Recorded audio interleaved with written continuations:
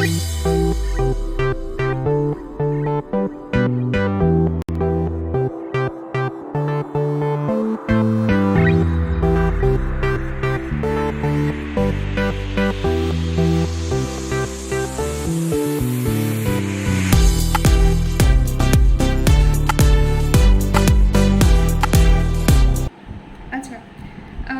জন্য আমাদের প্রথমে দরকার হচ্ছে 1 কাপ তরল দুধ।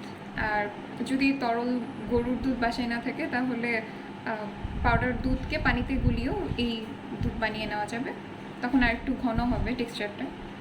এবং আমাদের দরকার হচ্ছে 1 কাপের মতো চপড ম্যাঙ্গো, এবং ম্যাঙ্গোটা একটু টক হলে ভালো। তারপর আমাদের দরকার হচ্ছে আধা কাপ চিনি।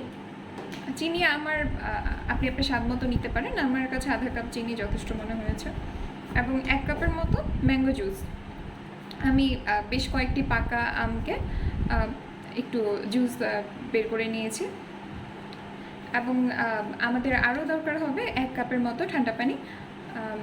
এখন আমরা সব কিছুকে একসাথে ব্লেন্ড করে নিব। হ্যাঁ, প্রথমে আমি সেজন্য নিয়ে নিচ্ছি আমার চপ করা আমগুলো, এবং আমি গ্র্যাজুয়ালি ওগুলো দিয়ে দিচ্ছি।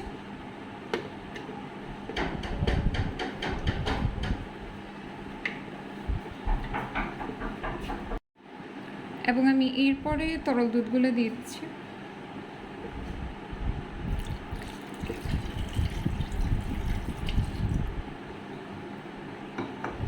আর 1 কাপ পরিমাণ ঠান্ডা পানি দিয়ে দিচ্ছি।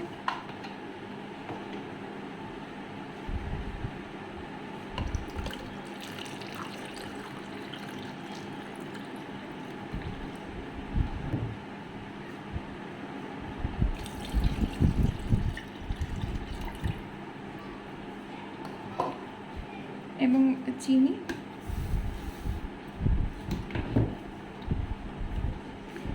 এরপর হচ্ছে আমের পিউরিগুলো দিয়ে দিচ্ছি।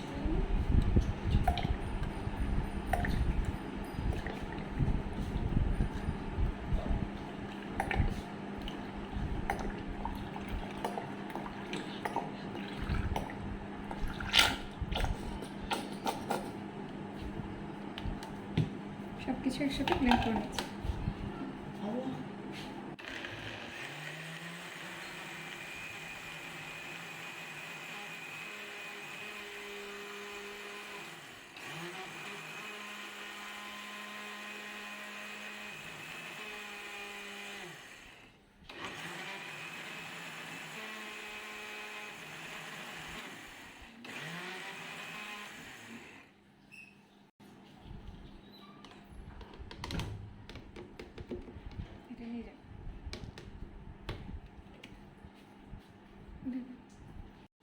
তৈরি হয়ে গেল আমাদের ম্যাঙ্গো স্মুদি। এবং দেখলেন তো দর্শকরা কত সহজে আপনারা এত রিফ্রেশিং একটা ড্রিঙ্ক তৈরি করতে পারছেন। এবং এটি খাওয়ার সাথে সাথে আপনাদের সমস্ত ক্লান্তি দূর হয়ে যাবে। তাই আজই বানিয়ে ফেলুন, এবং বানিয়ে আমাকে কমেন্ট করতে অবশ্যই ভুলবেন না কেমন হয়েছে।